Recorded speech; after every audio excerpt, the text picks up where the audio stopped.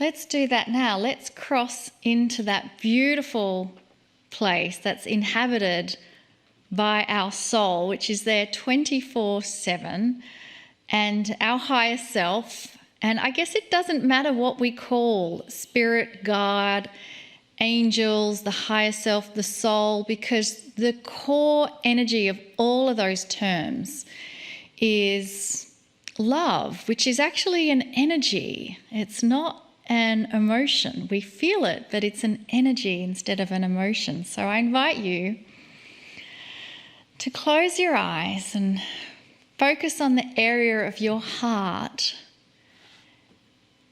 And love is an energy directly from the Creator. So think about one love experience that you remember, and it's such joy as you connect with the feeling and remembrance of that love experience. And it could be the love for a child, it could be the love for a parent, it could be the love for a brother or a sister, it could be the love for an animal that you've connected with, it could be the love for Gaia or some part of the planet. Whatever it is, that love experience, know that that is the energy of the Creator working through you and being part of you, and you are experiencing the most true, authentic part of yourself, which is why you've experienced it in the first place. And so in this love experience remembrance, this is the core essence of your soul.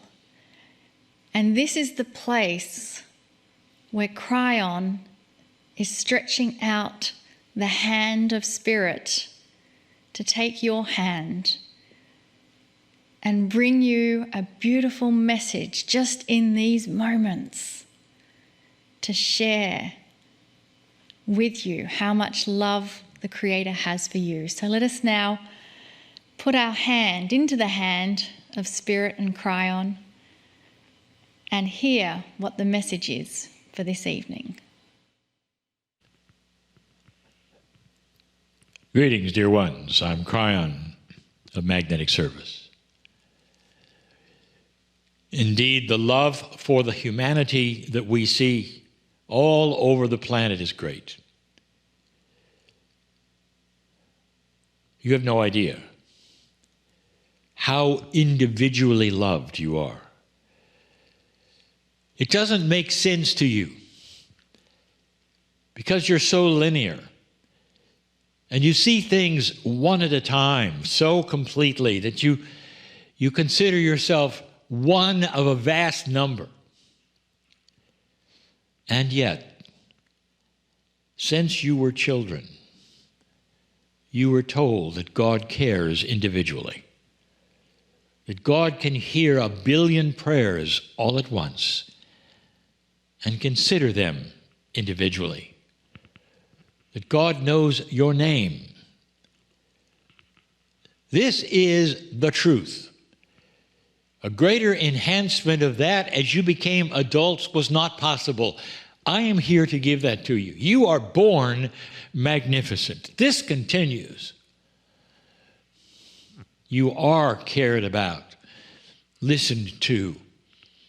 But more than that, in this energy, dear ones, you participate in the changes of the reality around you and the planet. This is the awakening that is occurring right now. An awakening, again, that was foretold by the ancients and that is at hand. An awakening that has so many aspects to it that it's difficult to even describe other than an awakening. A time when you're gaining kind of a second sight that you never had before. One that for some takes. There are so many on this planet who still have no hope. And yet, when there is hope, where there wasn't before, it's like the sun came out. It's like suddenly there's air to breathe where there was none before. It changes attitudes. It changes all things about a human being to have hope. And that is what an awakening is like. The words that we have used so often in awakening is a metaphor, of course. You come out of a dream state where things are not quite right, or perhaps you are assaulted with nightmares or whatever, and you awaken into light. That metaphor is grander and greater now than it ever has been before. Old souls, those who have been on this planet lifetime after lifetime, are starting to have epiphanies of awakening wisdom, knowledge, what-ifs, all of these things, almost by themselves. Perhaps you're new to all of this. Perhaps you're new here tuning in to this. And you're wondering why it is that you're feeling the way you are.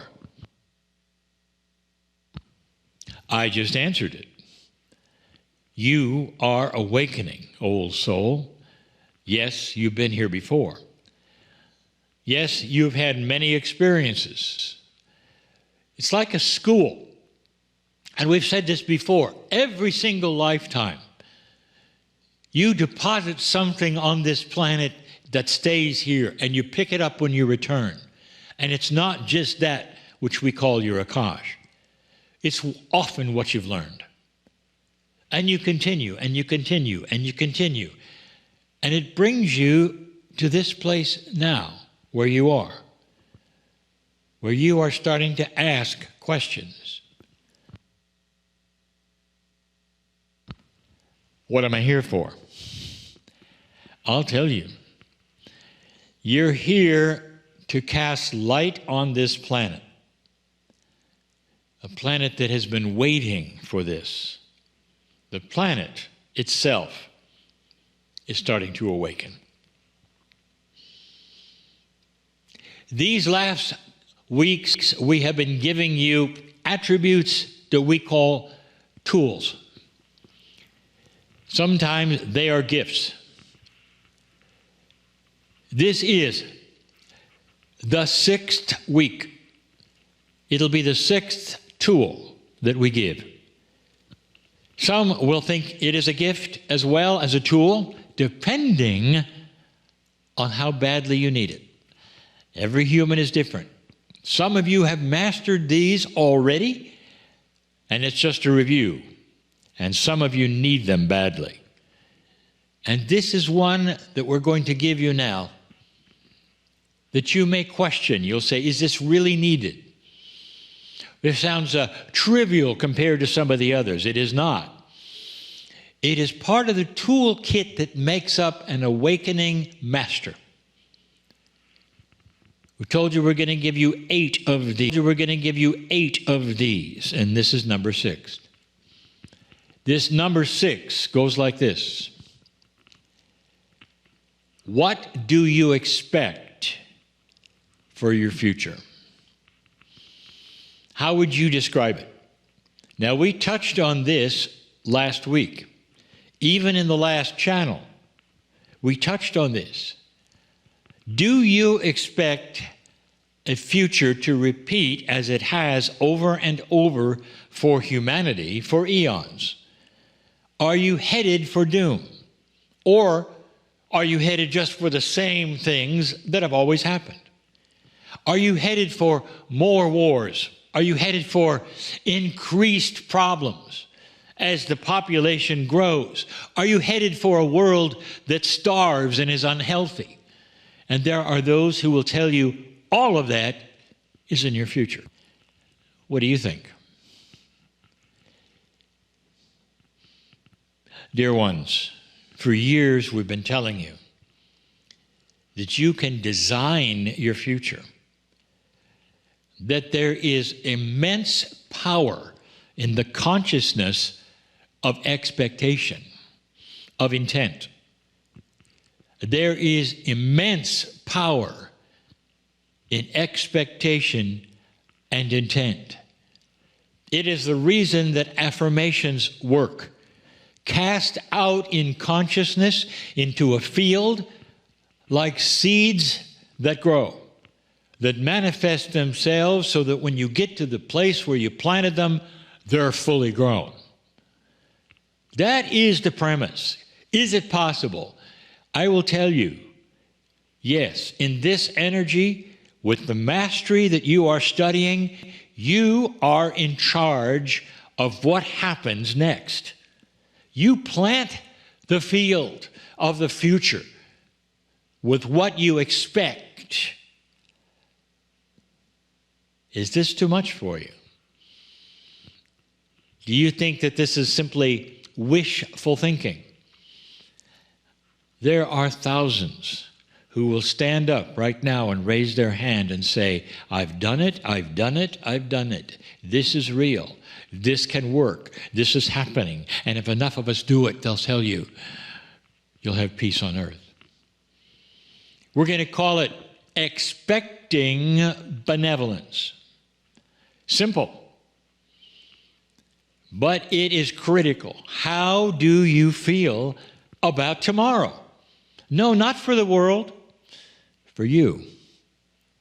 Do you expect benevolence tomorrow in whatever you have going on, whatever it is? Some of you, every single day, will have the opportunity to get up and go to a job. Do you expect benevolence there? And there would be those who say, well, now that's a little too much, God. You don't know who's there. You can expect benevolent change there, dear ones. Why don't you start that as an experiment, visualizing the benevolent things that you would love to see there? Whatever is your condition, wherever you are, what do you expect when you get up? What do you expect for tomorrow and the next day and the next day? Do you have some things coming up, perhaps, that would give you anxiety? And as the date approaches, what do you expect?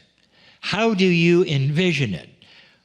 Can you see yourself smiling in joy, being part of something you didn't expect? You don't even know what it might be, but you're so pleased with what it is. It's like a time when you open gifts. You have no idea what's in them. But as you open them, there are those there that have given them in love and say, we love you. This is for you. Congratulations.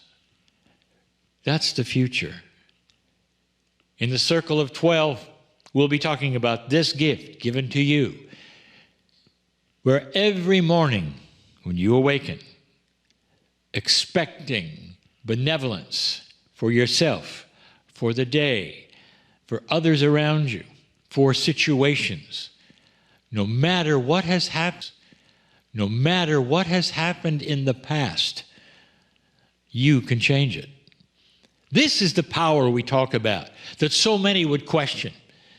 This is the energy of consciousness at its best, planting the seeds where you affirm the things that you know that you can do and have and be, and you actually end up at some level controlling the road ahead of you.